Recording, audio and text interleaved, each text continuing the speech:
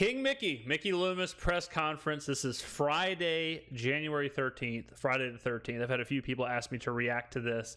I made a video talking about Dennis Allen and about the news that he is returning as the Saints head coach. So whenever that comes up, I'm not going to just repeat everything I said in that video, but we will go into it a little bit. But let's see. I have not watched this.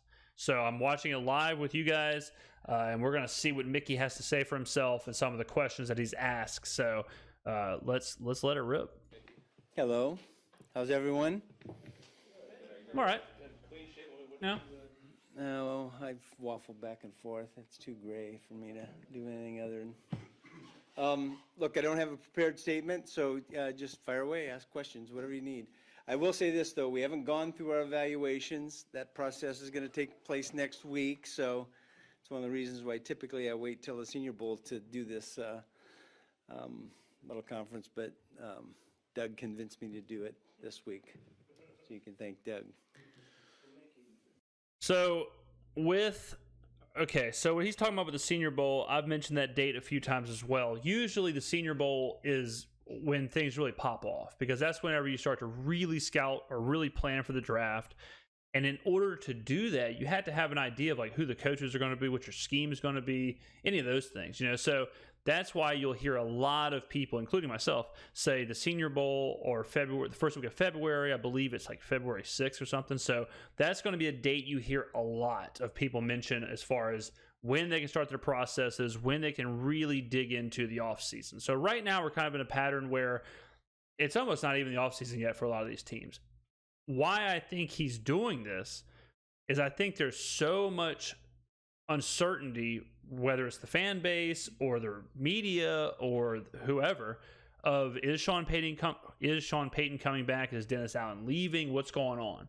And you know, it's their job to cover the team, the media. So if the media every single day are writing articles about Sean Payton this or Sean Payton that or Dennis Allen this or Dennis Allen that or whatever, just uncertainty everywhere, that can be a hindrance as well. So I think they're getting out in front of that and trying to give a little bit of transparency of what they think is happening before, you know, you don't want to do that for 4 months, you know, before it spirals out of, or 4 weeks before it spirals out of control. So I think that's why he's doing this. You've been at this a long time. Every year there are challenges. But Yeah. When you look at this year, how far over the cap you are. Yeah. Worst record since 2005.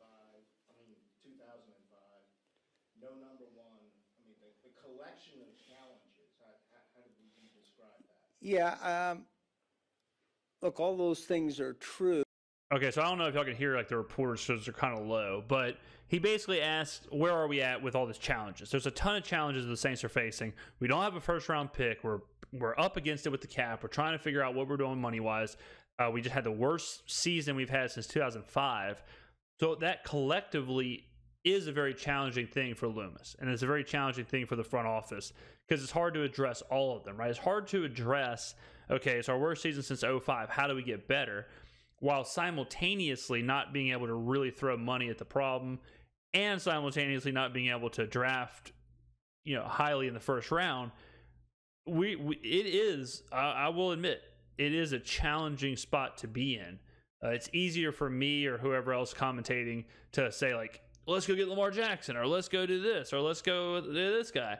But I don't know the books. You know, I'm not looking at the books every day, so I don't know what are really even the options. Mickey does. But yet, it's a little misleading, I think, to say, for example, we don't have a number one. Well, we traded that. We got 2 number 1s this year, so I'm really happy with those 2 guys. Not happy that, you know, Trevor was injured and that slowed his progress, but I think we're really excited about Trevor and Chris as being part of our team. So I understand what he's saying there. You know, he's saying like, look, it's not like we just lost the pick. You know, we moved the pick to get Chris Olave, to get Trevor Penning. I think everyone's happy with Olave. So obviously you'd want the pick. You know, we would have the 10th overall pick. But when you factor in the possibilities of Olave and if Penning works out, you know, I can see what he's saying with it's not a lost cause. It is a challenge, but it's not totally a lost cause depending on how those two pan out. Whoa, hey. Jeez, that just scared the shit out of me. Some kind of minotaur creature here. Cap is a challenge. Look, it's going to be a challenge. It's a bit of a, it's always been a challenge for us, for the last, 5 or 6 years. When you have a good team, that's what happens. But, I think the COVID year obviously created a little bit more of a challenge for us than we expected, and we'll deal with it, I'll give Mickey this. He's been really good with the books. He's a bit of a magician with how he moves money around and how he kind of figures out the cap. So I have full faith that he can deal with that. Now, the cap is, for me, the cap is the question when it comes to like Derek Carr. A lot of people are talking about Derek Carr. Well, I can't see making moves for quarterbacks like that if the cap is a major challenge. Same with Lamar Jackson, same with whoever. So, maybe if that's the case, maybe it's just a rollback of Dalton, or you try to find a cheaper option. I don't know. But if the cap is as big of a challenge as he's making it sound like, to me, it just doesn't make sense to go grab Derek Carr or something and absorb that salary or try and pay a guy like that if the benefits aren't going to be that high. So that there's nothing there that, well, it's always concerning. So I don't want to say it's not concerning, and yet, we've, I think we do a good job of handling that. He does. Yeah, he does. Is that players, staff, everything that you're doing?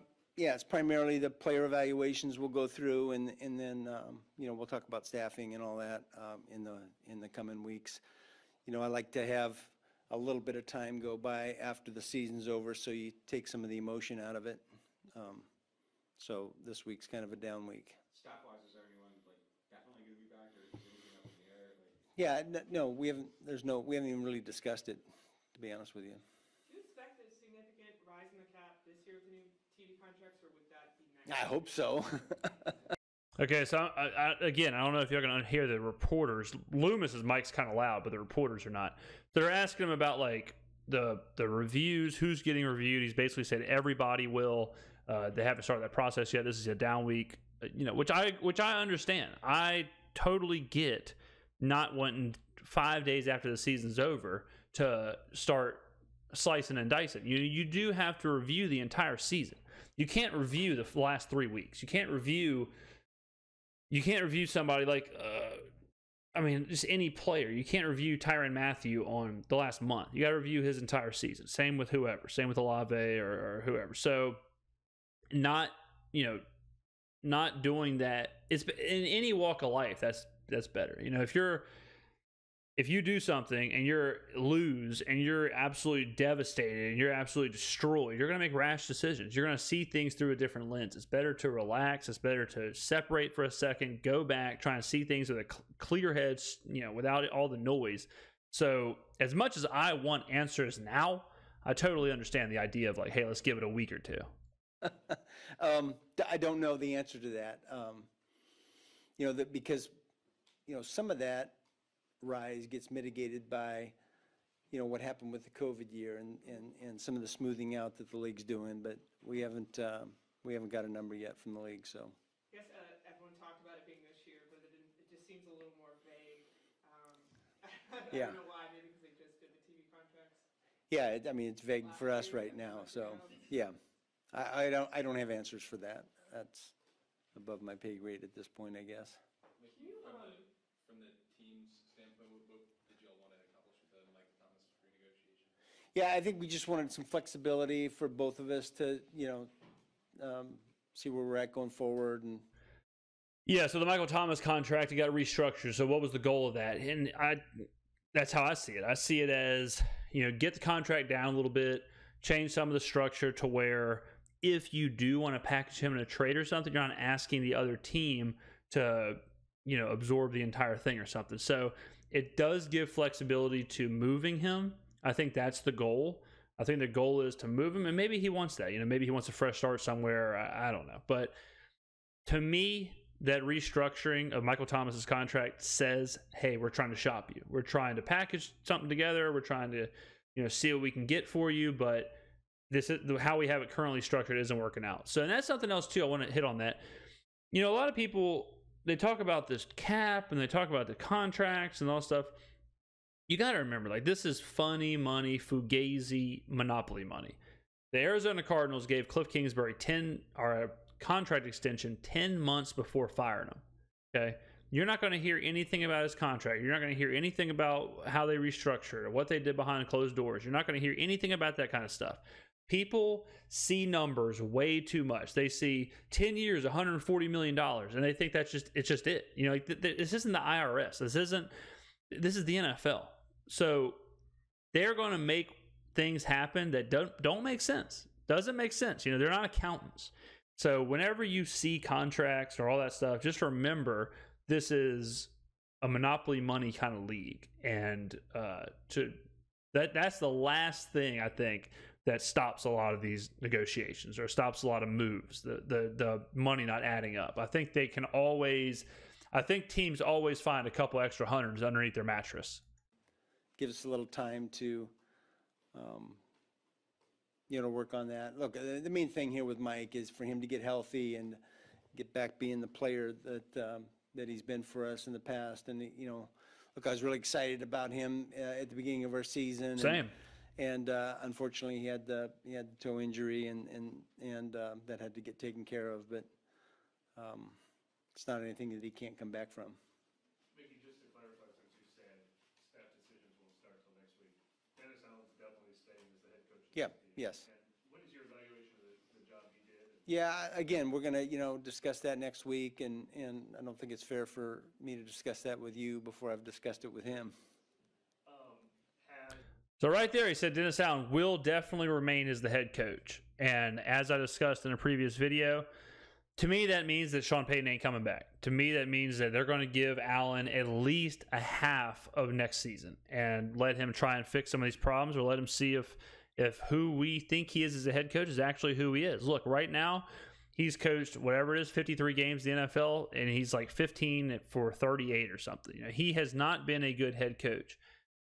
I think the writing's on the wall. Everyone knows how I feel about Dennis Allen, but we'll see if this is, and we have to take the guy's word. Like I can't sit here and say like, yeah, he said he's coming back, but he might not. Like that'd be unfair to y'all. So I have to take what Loomis is saying for truth. So if he is bringing him back, I have to agree. I have to assume that they have an agreement of, look, Dennis, this ain't working, pal. This is bad. This is shit. So get your act together, or you're gone in week 7, week 8, week 9, week 10.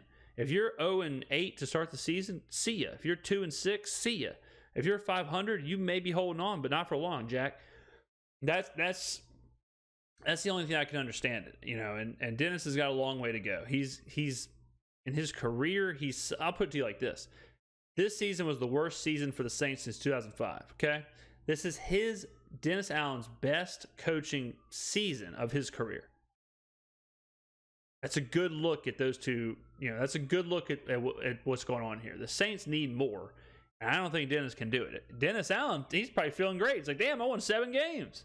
But that's just not good enough here. Has anyone asked about any of your personnel executives for other GM jobs? Not yet.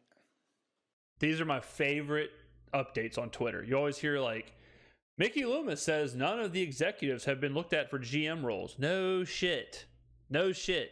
Like, Mickey Loomis says none of the Saints assistant coaches are being interviewed for head coach. Yeah, I know. 100%. I'm not being interviewed as the CEO of Apple either. Put that update up there. Like, obviously, none of those people are going to get interviewed. We're currently in a downward spiral. We're currently sinking. We're a sinking ship.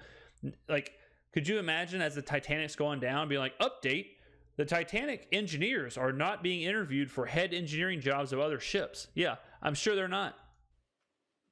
Can you go a little bit more into the Michael Thomas contract? Was that something his camp approached you guys with, or? Yeah, I don't think, I want to discuss, the process or anything like that. It's just something that we mutually agreed to do, and I would take a guess that the process looked a lot like, hey, Mike, look, you haven't played in a couple years. We're hard up against the cap. You mind helping us out a little bit, my guy? We gave you a lot of money. How about we structure that down a little bit to give us some flexibility to, trade you or move stuff around? We need some help here, my guy. And I think he probably said, like, okay. And that was it. I don't think his camp came. Why would he just wake up and say, you know what, I need to restructure my deal down to give the Saints some flexibility? Sounds like Loomis came to him with something and he accepted it. That's probably it. It really buys us some time to figure out where we're going to settle on, on all that. It's part of cap management, really. Yeah. Yet mean you're under the impression that people will ask, or does it just mean not? Does it just mean? I said not yet because no one's asked, and I didn't want to say that they're not going to or that they are going to. I don't, that's out of my control. When teams request to talk to Sean, do you guys discuss parameters of compensation? Like, is there a general understanding of, okay, if this moves forward, like, this is going to be kind of mark, or? To some degree, yeah, to some degree. Yeah, I mean, I think that makes sense too. I mean, like, if a team says, "Hey, we want to talk to Sean Payton," I would say yes, no problem. But if you're interested in him, this is the range of stuff we're looking at to even get you in the door. And it's going to be different for different teams. Some teams don't have first, some teams have multiple firsts, some teams have players, whatever. So, if I'm just going to make a team up, but if the Texans said, "Hey, can we talk to Sean Payton?" If I was Loomis, I would say sure, but just so you know, in order to even start the conversation, we're going to have a minimum of the first round pick. Just make something up. So, yeah, I mean that I would think that they know the parameters going into the conversations with Payton. The team is interviewing him. They've already agreed that they will meet. No, we haven't settled on exactly what the compensation is going to be yet. Why would a team do that? Like, why would a team? They got to interview Payton first to even figure out if they want to go forward with it. So why would they, before interviewing, be like, "We agree to trade you 2 first-round picks. Now let's start the interview process." That's totally ass backwards, So I think they would just know the range. It's kind of like a job interview, like if you know the range of a job interview is 90,000 to 120,000 or whatever, and through the process you reveal like, "Hey, this guy has a lot more experience than we thought for the position. Let's give him the top end of the range," or vice versa. So Peyton's got a long way to go. I mean, these teams are going to have to.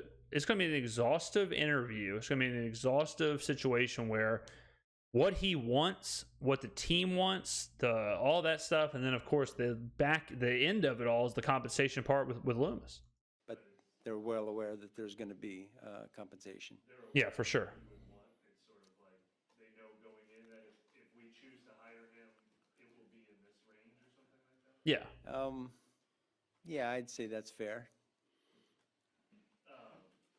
I could be the GM. Look, the reason I'm being a little bit coy about this is that He's got all the leverage. That's why. If you have all the leverage in a negotiation, why the hell would you tell the media what the parameters are? Why would Loomis say, "Well, if we get a first, that'll be good enough for me," and then he's going to turn around and go to Denver or go to whoever and say, "We want 2 firsts." It's like, hey man, we just saw the press conference where you said that 1 first was good enough.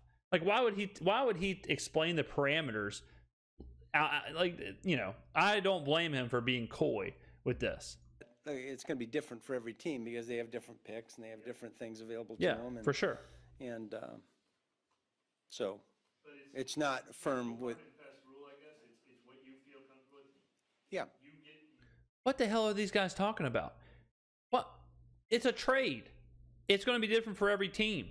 If the Rams offer a couple things in Jalen Ramsey, that's different than the Texans offering a first-round pick this year and a first-round pick next year. Like a pick package, a player package, a first-round pick package, a second. They're all different. So you can't say we only want first-round picks because some teams don't have first-round picks, right? We only want top 10 picks. Some teams don't have that.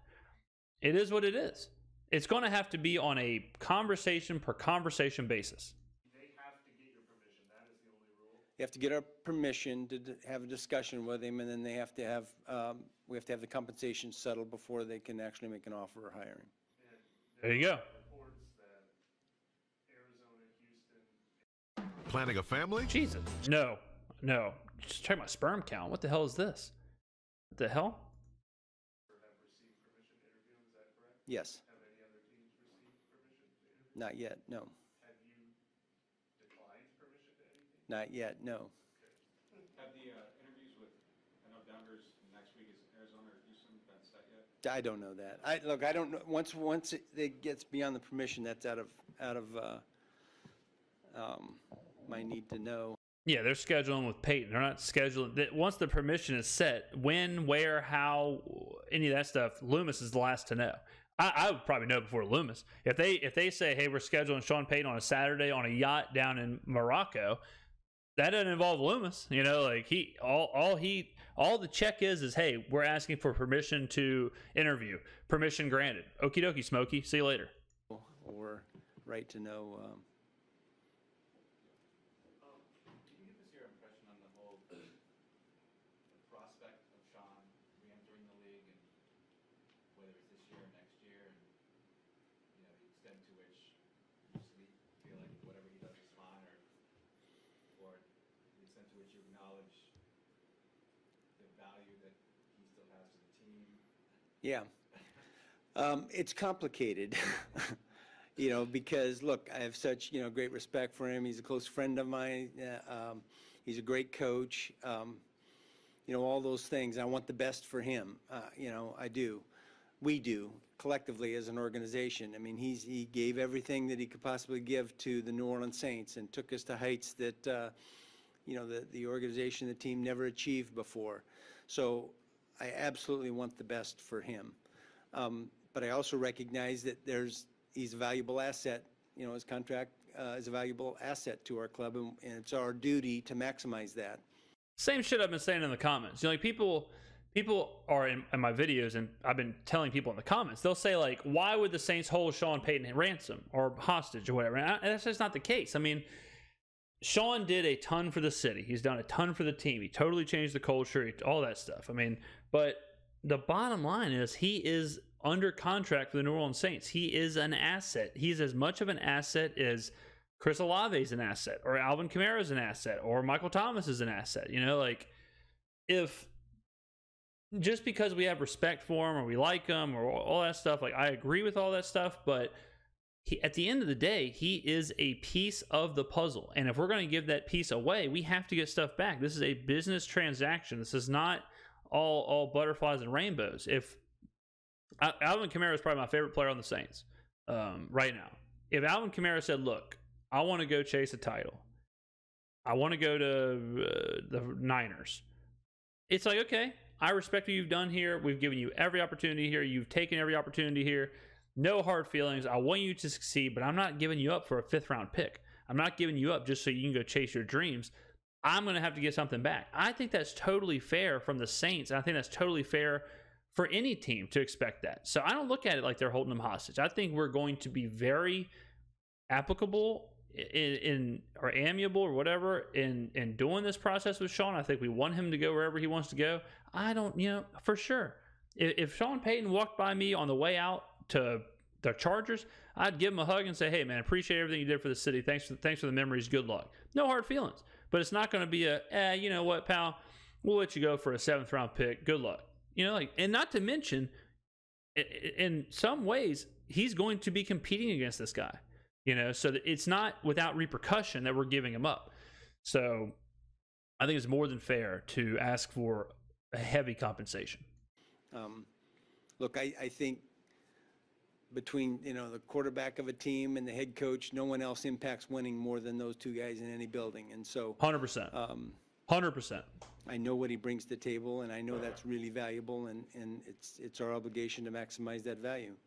If he chooses to, coach again within that time frame where we have those rights. Can you explain this to me? So he had 2 years left on his deal this year, or he had, I guess, 3 years this year and 2 more. Yes. But why wouldn't that contract, like with a player, that would sort of toll, like if he waits out the window, you don't have rights to him anymore once those 2 years are up? Yeah, I don't know what the exact rules are relative to that, so I'm not. This has happened before.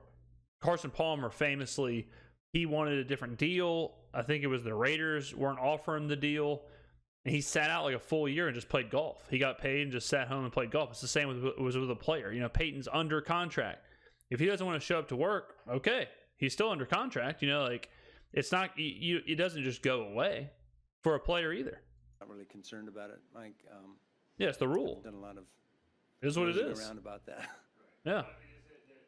There is sort of a limit to when Yeah. you would get compensation for, but that's when the original Yeah, the limit. Yeah, well, let me finish the question.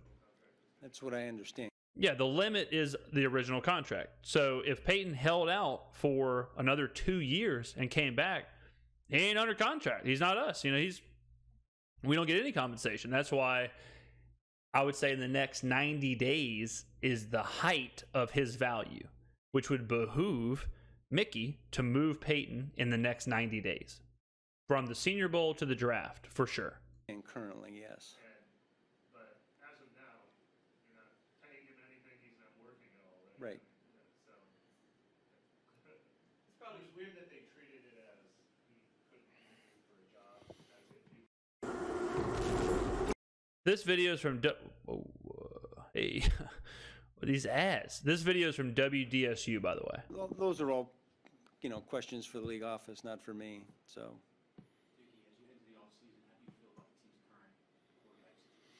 Yeah, again, that gets back to, our evaluation of the roster. We haven't done that yet. We're going to do that in the coming weeks, and then I'll be able to give you a little more definitive answers. But obviously, we're disappointed in the end result. 7-10 wasn't what our expectations were coming into the season, and we didn't make the playoffs, so obviously we're not happy about that. And yet, I also thought that, man, there's a lot of really positive things that happened during the course of the season. That's true. That give me optimism going forward. The stuff you guys did with Davenport and Anivada's deals for some of those. I think that the season is full of positives for sure. The record, I'm not as concerned about the results, honestly, as everyone else seems to be. I'm more concerned with the culture. I'm more concerned about the scheme. I'm more concerned with how Allen and Carmichael go about game planning and just what we put on the field on a week-to-week basis. I'm less concerned about the 7-10. We had some really close losses, the Minnesota game in London, the Cincinnati game at home. Those games are both Tampa games. Like, all those games could have been won. Like, the difference between 7-10 and 11 wins really isn't that much for the Saints. So I'm not very results-oriented when it comes to that. But I know what I saw week to week, and that was poor game planning, poor game management, poor personnel management, poor decisions from down to down. That's what I'm more concerned about. And there are positives with the roster. Pete Werner, Chris Olave, Jawan Johnson, Rashid. There was good stuff happening on the field. I think the roster is talented. I think we have a better roster than the Colts. I think we have a better roster than the Cardinals. Those are just some of the teams that have been in the Sean Payton sweepstakes. I don't think the roster is too far off from a lot of other good teams. Like, people would consider them good. I think our roster is very similar. We're just missing that foundation. We're missing the spine. We're missing the culture. We're missing the head coach. We're missing that aspect. If we had a head coach, even someone like Doug Peterson or someone, someone like that, it doesn't have to be a Andy Reid, or doesn't have to be. We need what Mike McDaniel did for Miami. He came in, changed Miami's persona. You can see it, you can feel it. Obviously, they had some injuries. Otherwise, they'd be an 11-win team, 12-win team. So we need something like that. We need an injection of a new era, a new culture. Yeah. Yeah, it's just flexibility, cap management and flexibility, yes. Is the door I'm assuming that means the door is opening if there is, a deal that can be reached for. Yeah.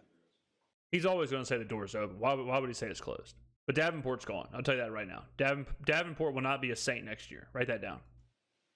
Absolutely. Even though you haven't done the evaluation yet, when you sat there at the start of training camp, you were a lot more optimistic, as everyone was. Yeah.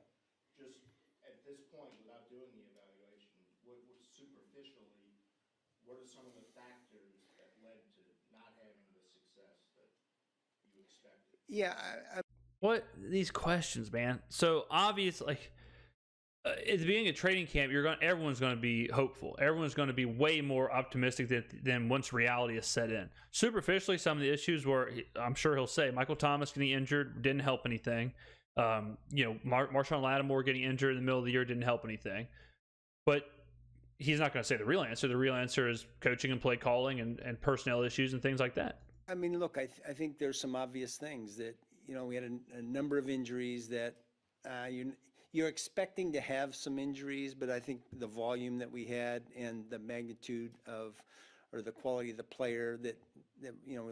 Yeah, I mean, like when at the beginning of the year, you're hoping Michael Thomas, Jarvis Landry can be big impacts. They weren't because of injury or because of whatever else. You know, you're hoping your defense is going to be really good with Marshawn Lattimore or whatever. It was average. He was hurt. You know, you're hoping the London trip won't affect you, but possibly it did. Playing the week after London without a bye, things like that. I mean, that's like the obvious things that impacted the season.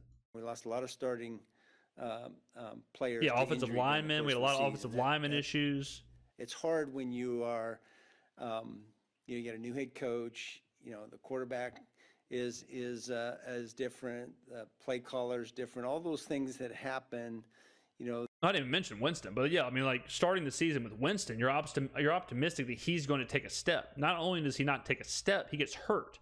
So I would assume in training camp, no one was thinking we're going to finish the season with Andy Dalton, you know, but that's just how it played out. So those things, like those are the obvious things that hinder a season. That normally you have this continuity, and all of a sudden you can't establish any continuity because of the injuries. You know, the guys in and out of the lineup, and at the same time, there's a lot of young guys that step forward and got, you know, valuable experience and had an opportunity. Yeah, Alontae Taylor. So there's some positives that come out of that as well, but there's so many variables that happen to, you know, change a season from being maybe 11 and 6. I just said that 7 and 10. I'm telling y'all, I don't want to toot my own horn more than I already do, but I'm telling y'all, I'm as close to a general manager or as close to a head coach or whatever as any of these YouTube commentators. Anyone who's doing YouTube videos, nobody says things that are immediately said by the general managers, the head coaches, the analysts, whoever, as me. I mean, I just quickly did the like, this was 1, 2, 3, 4. Okay, 7 up, 11, probably 4 coin flips. Loomis immediately, what's he pull out? 11 wins. Like we're get me on the staff, Mickey. I can help. Mickey, after 2 years, no playoffs, do you have to kind of reassess the roster building in the offseason? Yes, absolutely. Whether you make the playoffs or not, you are always reassessing the roster, especially after not making it for 2 years. I don't know that changes, you know, our attitude about it, or it certainly doesn't change the process that we go through. Yeah, it's all the same. I think, look, we have to. You're always reassessing at our roster. Be honest with ourselves, and be honest about what we can do, and you know, go forward with that. Yeah, and we will. I think we do a good job of doing that on a year-to-year basis, and yeah, we'll do the same thing. One of the like big debates in the fan base kind of is like blow it up, start over, get rid of everybody, versus like, you know, just keep going and trying to be better. Is there ever a time when it makes sense to get rid of like everybody and no general manager is ever going to say we're going to blow it up. Start over, or I don't know, maybe. I don't think we're there by any stretch of the imagination. We have a really good defense with a lot of young core players on defense. We have you know, we have some really good offensive players, and yeah, we got holes. We do, but I don't think we're anywhere close to that in my mind.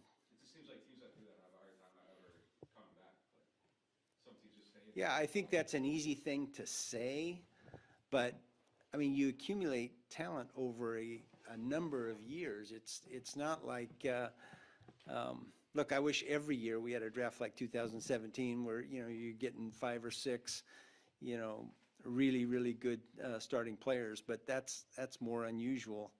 I think tanking and blowing it up are things that are said from the fan base, but neither actually exists. I don't think a team can or would blow it up / tank. I think it may look like that just because someone has to be the worst team in the league, right? So someone looks like they are tanking, but they're not. Like, you think the offense, like the Texans, you think the offensive linemen for the Texans are tanking? Why would they tank? They're out there every play getting their ass kicked. They're not tanking. They don't care about the next draft pick. Why would they care? You know, their job's on the line. Davis Mills, starting quarterback for the Texans. Why would he tank so that they can get Bryce Young and he can be out of a job? Does that make any sense? You know, why would a head coach tank? It's like, unless you have a 10-year guaranteed contract, you got to be worried like, hey, I'm the worst team in the league. I'm probably going to get fired. You know, like Lovie Smith got fired for the Texans. He doesn't give a damn about giving the next coach a first overall pick.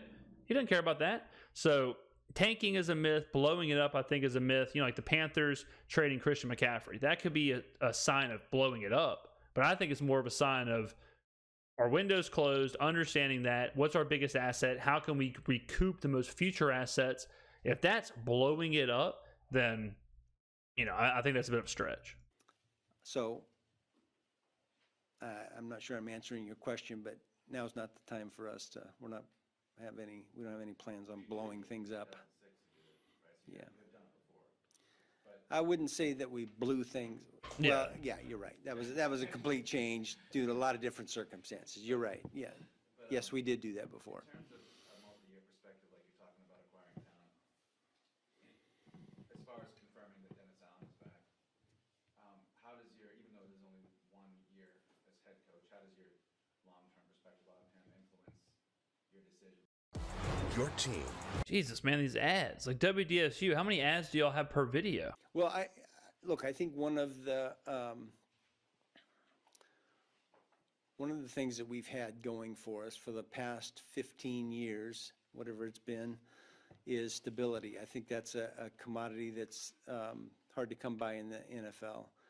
And so, look, I'm looking for stability, and that starts with, obviously starts with ownership and GM and head coach and having a core group of players that you nurture and develop. And so, as bloodthirsty as I am for a change, as bloodthirsty as I am for a change in coaching and all that other stuff, I do understand what he's saying where, look, we've had the same quarterback, we've had the same head coach, we've had the same general manager for the better part of 15 years. So constantly changing coach and quarterback and this, like, that's not normally what we have done. That's not what's had the most success. On the other side, there's no reason in forcing stability with something that's not working, like Dennis Allen.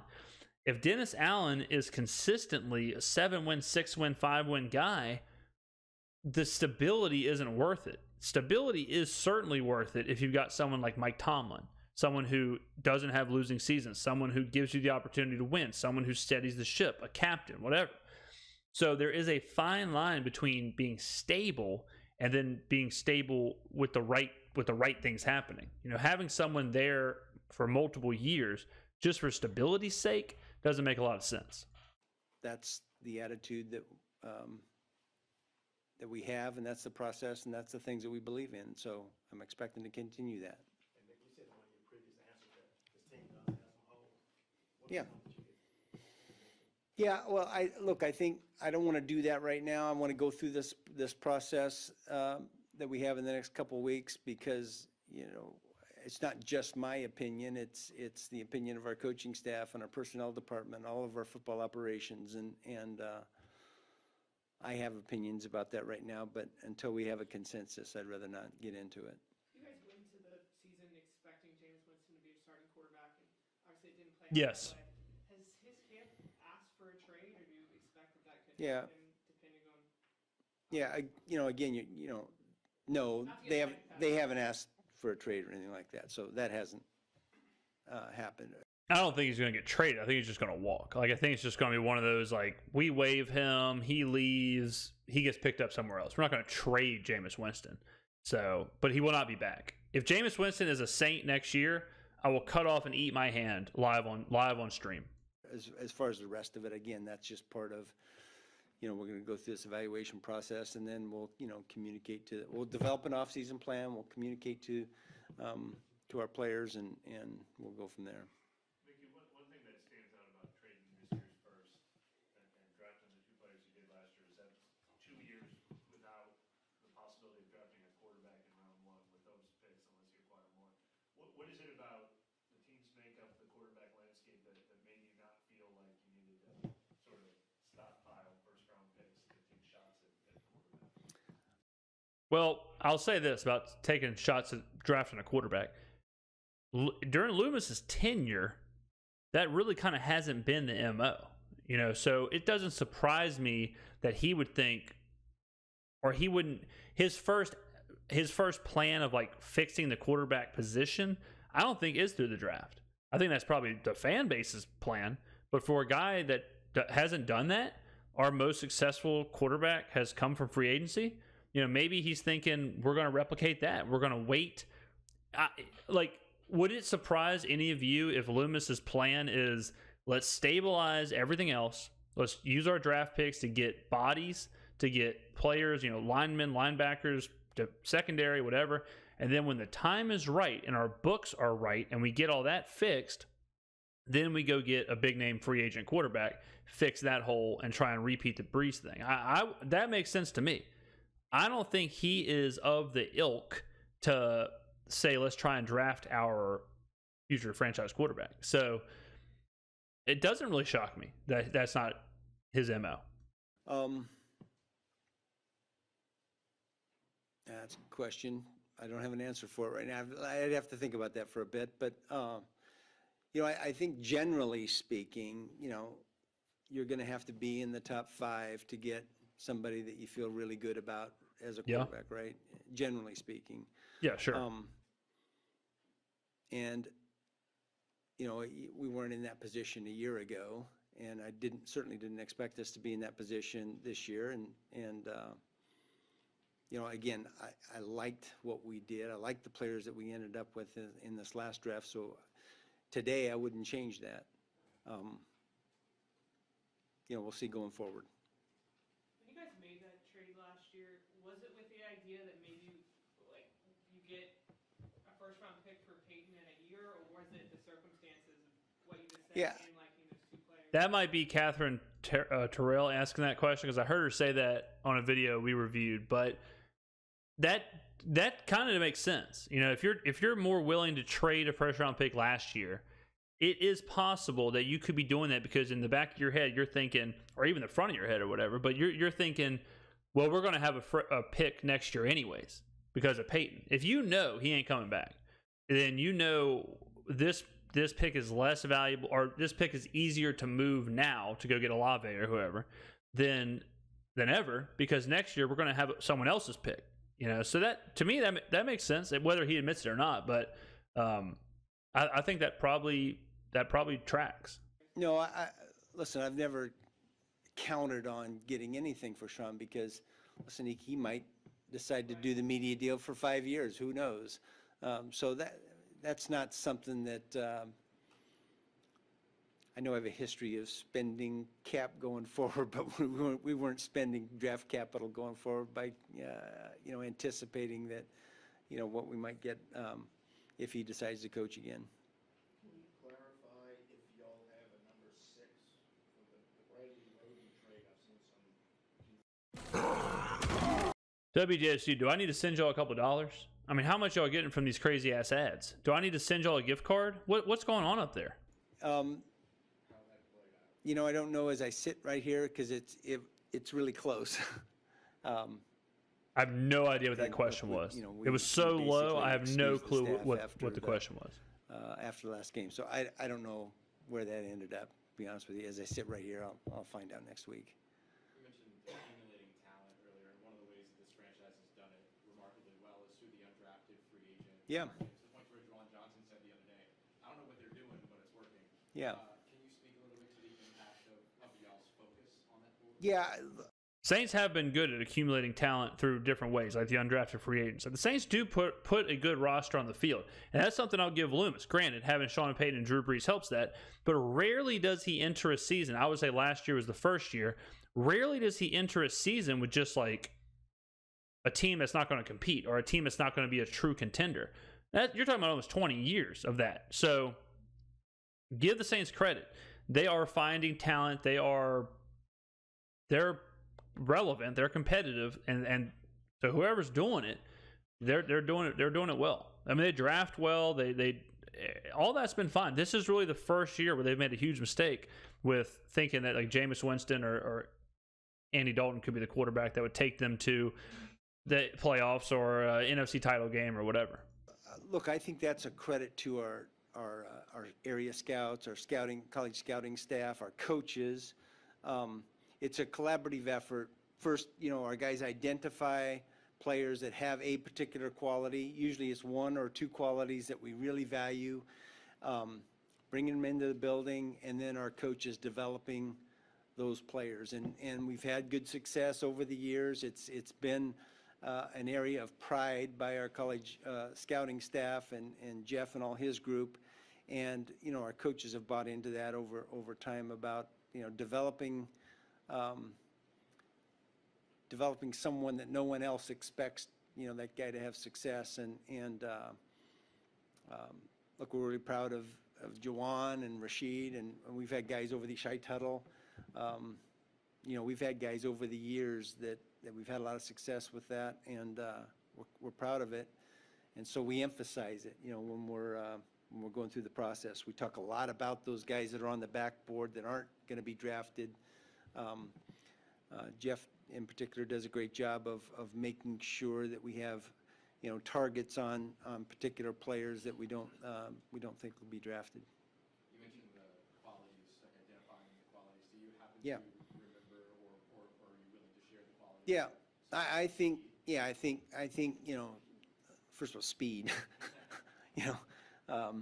That's hard to coach, speed. So speed, he's coachable, smart, productive, tough, all these things. He came in with an injury, and so it took us a while before, we were able to see what he had. But yeah, and look, each position's a little different in terms of the qualities that we're looking for and value. But I think the makeup of the player.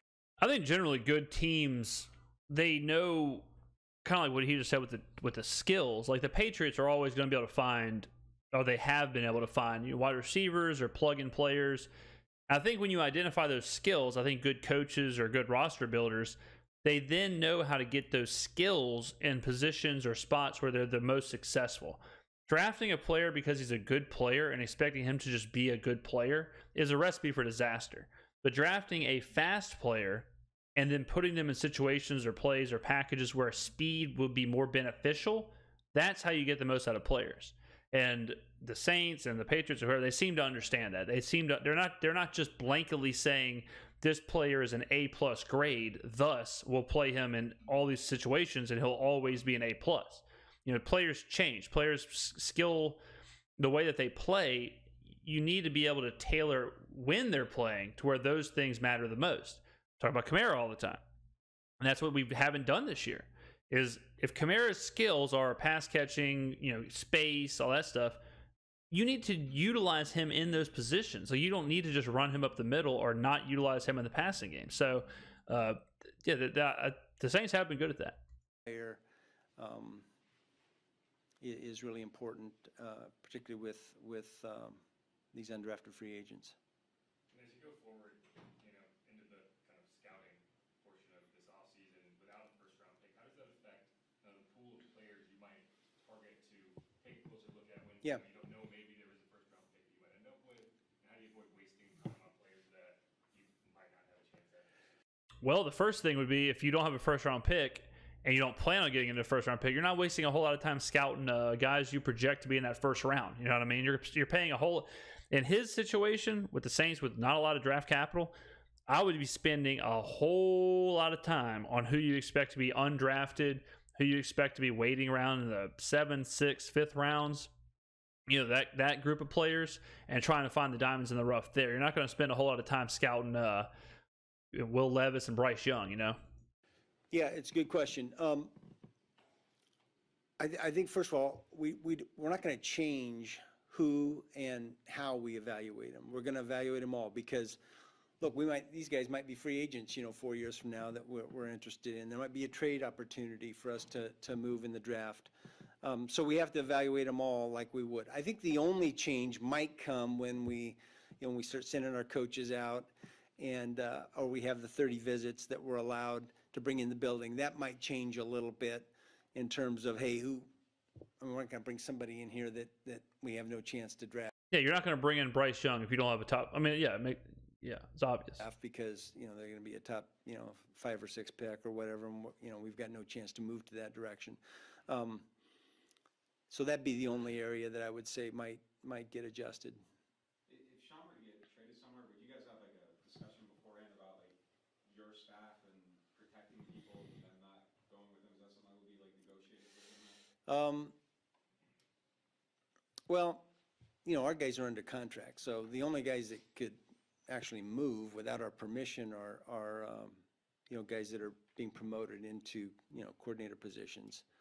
So it's not really a real need. I'm sure if there was somebody that he really wanted that was a lateral move, he'd call and ask, and we'd probably say no. There we go, Mickey. Coordinator tag on the defensive side impact that at all? Is that seen as a lateral move, or is going to a sole? Yeah, I think that is I think those guys would have the right to move to a coordinator position if it's a play caller position. Yes. Yeah, so we have co-defensive coordinators right now. He's saying that if one of them went to a defensive coordinator position that had play calling duties, that would be considered an upgrade, even though they're both technically defensive coordinator. You see what I'm saying? Like, being a co-defensive coordinator is not lateral to being a sole defensive coordinator with play calling responsibilities.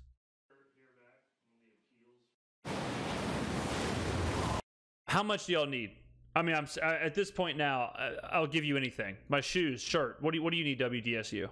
Not yet, but we haven't had the club hasn't had their appeal yet. It's going to happen. Appeal to WDSU about the ads.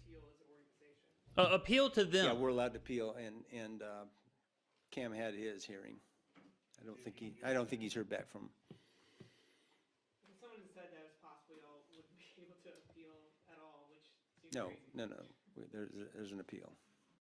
Talking about the Cam Jordan thing with the penalty for faking an injury or whatever it was, and yeah, you can appeal that, and I hope Cam wins because I think he was hurt. He was injured. I'm the GM of the Saints. Kind of related to the previous question. I'm trying to find the right way to ask it, but y'all done a lot of like the void years and spending future cap money. Yeah. Do you envision any of that aspect of things slowing down when you try to get the? Yeah, it has to. It has to because look, we've got to. You got windows, right? When you have a window to win, you spend. You spend future stuff to win now. It makes sense. When you don't have a window to win, you're not going to be as aggressive. What are you being aggressive for? That's what I've been saying with this Derek Carr thing. Why would we be aggressive with going and getting Derek Carr if it's not going to move the needle that much? If we have a shot to win, go and do it. Like the 49ers, they have a legit window to win the Super Bowl. Be aggressive. Go get Christian McCaffrey, right? It makes sense. You're going to, as your window of winning ebbs and flows, so will your aggressiveness in making things happen and spending the future cap or whatever. We've got to catch up. We've got to manage this back to the middle. Yeah. That's been our plan all along, and obviously, the COVID year and the reduced cap and reduced, league-wide revenues and the smoothing out of all that has impacted that. So, but yes, we have to make up for some of that. You do have some of that, like that money and stuff coming off the books with like, I think Drew and Ron come up with. Mm-hmm. Yeah. So like, you're starting to kind of come back a little bit. Yeah. Yeah. That's how it happens. You mentioned the 2 years of injuries. How concerning is that? Do you anticipate looking into maybe changing things medically? Well, it's tough because the injuries happen randomly, right? The medical staff can't prevent all injuries, but the misdiagnoses of those injuries, like Michael Thomas and Jameis Winston, those have to be concerning. So, I mean, you got to definitely look at who's diagnosing stuff and why are we getting things wrong? Why are we saying something's a dislocated toe when it's not? Or what, So, on one hand, the best medical staff in the world can't prevent a torn ACL. On the other hand, you can definitely prevent or you can see injuries when they're happening, like when you're looking at x-rays or looking at whatever, and then prevent a re-injury, which seems to be something the Saints can't do. Look, I haven't gone through, we haven't really drilled down, but my initial look at that is our soft tissue injuries are way down from a year ago. So that's encouraging. but we had some injuries. We had a bunch of rib injuries this year, for example. Camara, yeah. That doesn't happen with this frequency. We've had some foot injuries that more frequent than we've had in the past. So yeah, we have to look at and say, hey, is there anything in common? Is there anything about these injuries that are common that we can prevent? On the other hand, we've had fewer knee injuries than so it's all subject to review, which is part of the off-season evaluation. How is your appeal different from the NFLPA appeal that Catherine asked about? I don't know that it's a lot different. That's a player. No idea what was the question was. No idea. About Cam Jordan's appeal. I'll tell you what, if it's up to the NFLPA, the PA is a disaster. So I wouldn't trust the NFLPA to have anything right. The NFLPA, they got to be one of the. I mean, they just consistently mess stuff up nonstop. Discipline versus the club appealing their discipline for that. It's heard by the same people. I don't know that. I assume, but it's the players are represented by the union and his counsel and we have ours. I think it's pretty much the same arguments though. Haven't done your full player evaluation, but what was your feeling about Jameis Winston and you guys got a small sample size and then he never got back on the field? Do you think it was about Andy's play? Do you think that was about having him? Yeah, look, I don't want to get into that with specific players until after we have the group meet and talk about it, as opposed to me. All right, there you go. That is it. That's Mickey Loomis. This is press conference. Thank you for watching. This is a long one, but 30-minute press conference. We're breaking it down. I like Loomis. I think he's a good GM. I think he usually has the team and the fans' interest in mind. I have no problem with Mickey Loomis. I'm giving him the benefit of the doubt with the Dennis Allen stuff. The biggest question now that I have for Mickey is, what are you going to do about the offensive coordinator? Got to get rid of Pete Carmichael. Got to get somebody else in there, and then we got to go get a quarterback. So I'm hopeful. But thank you for watching very much. Let me know in the comments below. Did anything stand out to you? Did any of his answers bother you or excite you or whatever? Let me know in the comments below. Also, let's get some comments below about how just on the button I am with some of these thoughts. I mean, you're basically getting the audio of a general manager or a coach right here.